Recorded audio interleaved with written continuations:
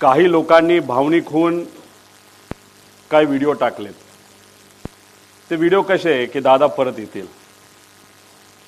6 जण विमानामध्ये होते, 6वी व्यक्ती दादा होते। जी बॉडी तिथं सापडली ती दादांची नव्हतीच।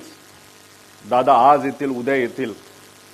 मला त्यांना सांगायचं आहे की आज जर दादा परत आले तर मी सुद्धा त्यांना घट्ट मिठी मारेल। पण ॲक्सिडेंट झाल्यानंतर 6 दिवस दररोज जेव्हा मी उठत होतो तेव्हा मला असं वाटत होतं काहीतरी घाणेरडं स्वप्न मी तिथं बघितलेलं आहे की दादांचा ॲक्सिडेंट झाला आणि ते फक्त स्वप्नच होतं आणि खऱ्या अर्थाने ही गोष्ट घडली नाही असं कुठेतरी मला तिथं वाटत होतं। कधीपर्यंत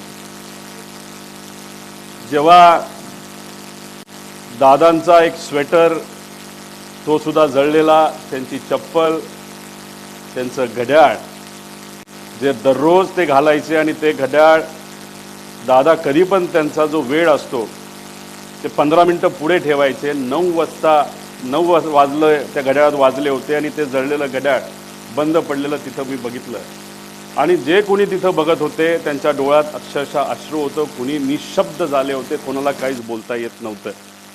त्यामुळे मला सर्व लोकांना एवढंच सांगायचं आहे की जी घटना झाली नाही, जे दादांना झालं नाही आपल्या सर्वांना वाटतं तसं नसून ही घटना झाली आहे आणि आज दादा आपल्यामध्ये नसले तरी सुद्धा विचाराने ते आपल्या सर्वांबरोबर आहेत।